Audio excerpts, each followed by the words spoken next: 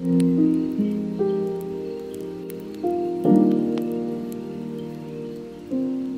everybody, good morning, welcome back to a new vlog. I'm still at home, still doing not that much. The last little vlog I did at home actually had some nice comments and stuff on it, so I thought maybe we could continue, you know, chilling out, pottering around. I really enjoy these types of videos as like a viewer. If you're looking for some recommendations, actually, some people that I'm enjoying at the moment: Meg Hughes, Grackle, JC Marie. Yeah, I think those are my favourites. Moya as well. I just love a vlog where people don't do that much, but you just kind of like feel like you're kind of on FaceTime hanging out. Recently I've actually been in my creative era. I feel like I'll show you some stuff that I've been up to later on in the vlog, but I've been crocheting. I went pottery painting twice. I feel like I've been doing little like arts and crafts. I've even got my sewing machine out, which is really exciting. And yeah, I've been enjoying it. It gives me something to like focus on, and I really love the achievement of like finishing something that you're making, or even just learning like a new skill, because obviously I don't have like uni or anything at the moment, so sometimes I feel like I miss that kind of like satisfaction of like achievement. I also got a new phone case, and it's one of the artist collaborations on Casetify, so it feels very apt for my creative era. I'm so excited about this case. I think it's so pretty for spring and summer. This one is by Bodil Jane. She is a Dutch illustrator. She works in Amsterdam on just like these really colourful, beautiful designs. Quite a few different options on the site, and I feel like they're all very like sort of spark joy. With a phone case, I like to like look down and just be like, oh, that's nice. My last phone case I had was also from Casetify, and it said, you're exactly where you need to be.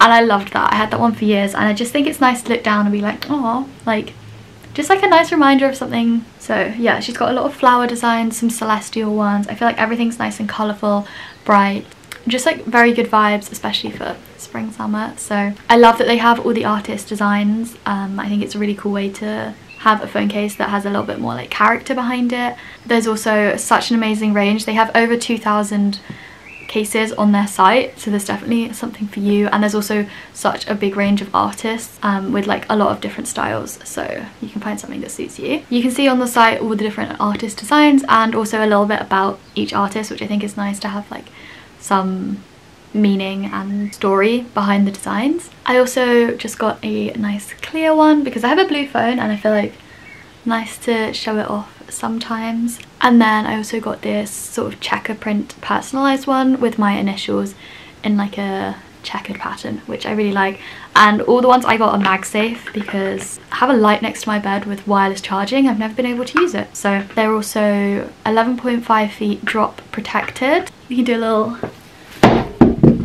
oh good. And everything still feels really like sleek and not too bulky, which I really like as well. The cases are also plant-based and made from 65% recycled materials. So if you are looking for a new phone case, I will leave the link on the top line of the description, which also gets you 15% off, and you can shop the ones that I have or some of the other designs. Yeah, thank you so much to Casetify for sponsoring this video, and I hope you enjoy the rest of the vlog. Bye!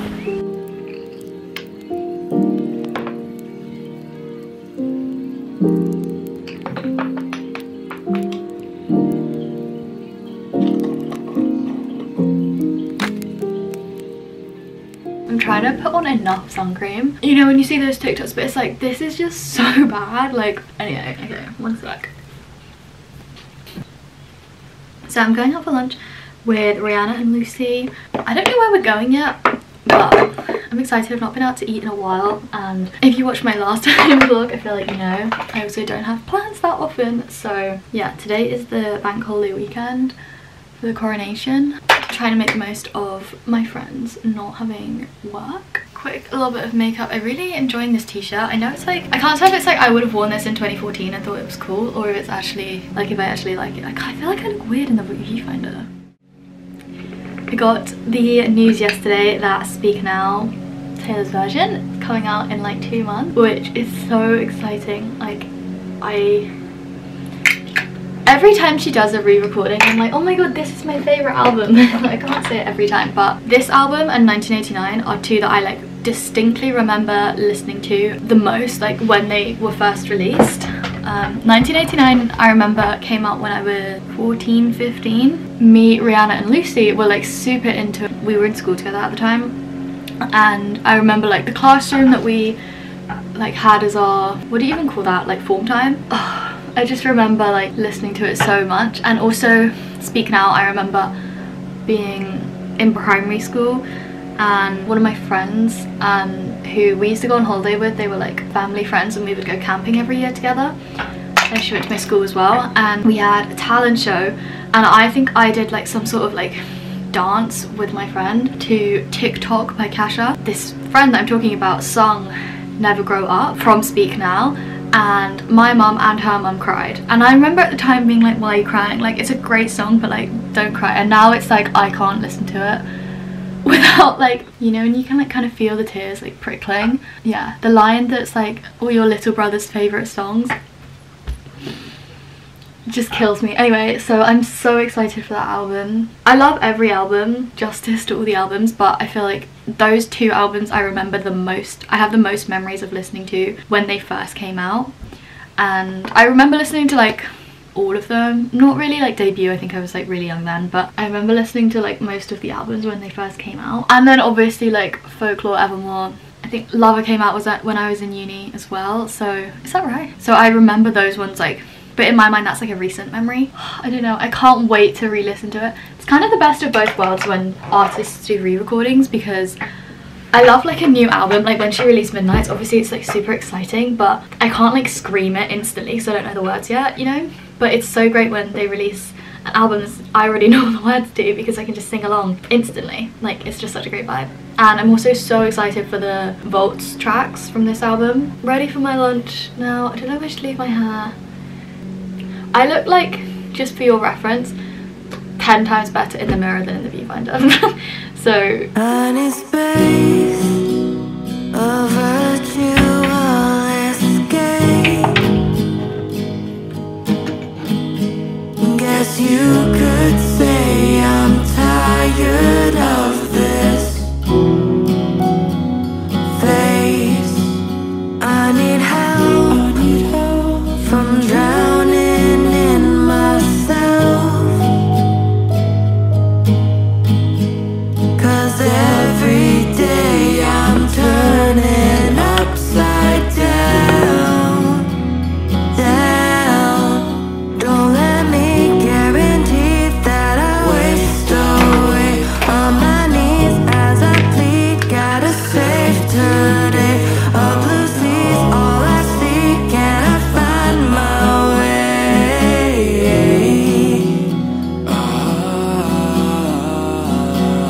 Where do I go? Where do I go from here? I lost my soul. Tell me now, is it near? Okay everybody, good morning. Today's Monday. I've got a few things on the to-do list, so I thought I would take you through. So a little update of what I'm up to at the moment. I am going to India in, I think, 3 weeks. And I'm going to Scotland in 1 week for 2 weeks. I think there's like a couple days between the trips when I get back from Scotland.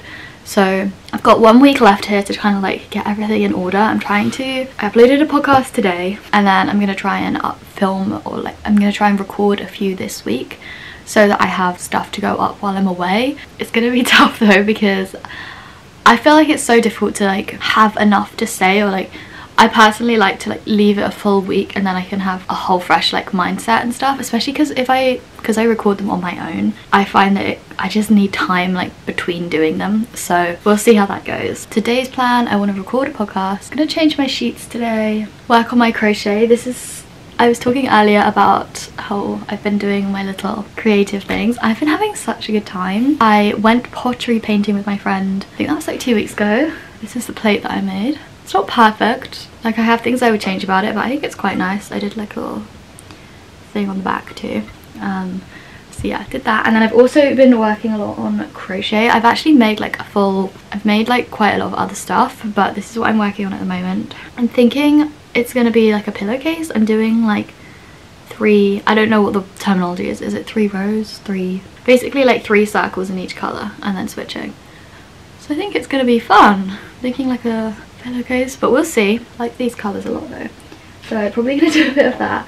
I found it to be so nice because before, like whenever I was like watching TV or watching YouTube, I was normally, I feel like 50% of the time I'm watching it and like doing nothing else, but a lot of the time I was on my phone, which I don't love and is probably not very good for my attention span. But I've really enjoyed like crocheting and watching something because it kind of gives your hands something to do, and like I'm personally not tempted to go on my phone while I'm doing it. Yeah, and I've really liked learning like a new skill as well. I did learn to crochet a while ago, but I hadn't made like a granny square before, so this is like kind of a new thing for me.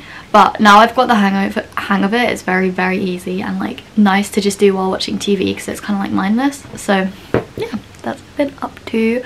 Not a lot else. Trying to get everything in order for India as well. I need to make sure I have all like my backpacking stuff. I'll show you actually what we have so far. Basically, obviously when I lived at uni, I had like a whole bedroom worth of decor, a kitchen worth of like pots and pans, all my bathroom stuff, and I didn't want to pay for storage, so I've just like kept it all in my bedroom. It is kind of annoying, but it's like it's worth it. Anyway, this is the bag that I take backpacking, or this is the bag I took to Southeast Asia.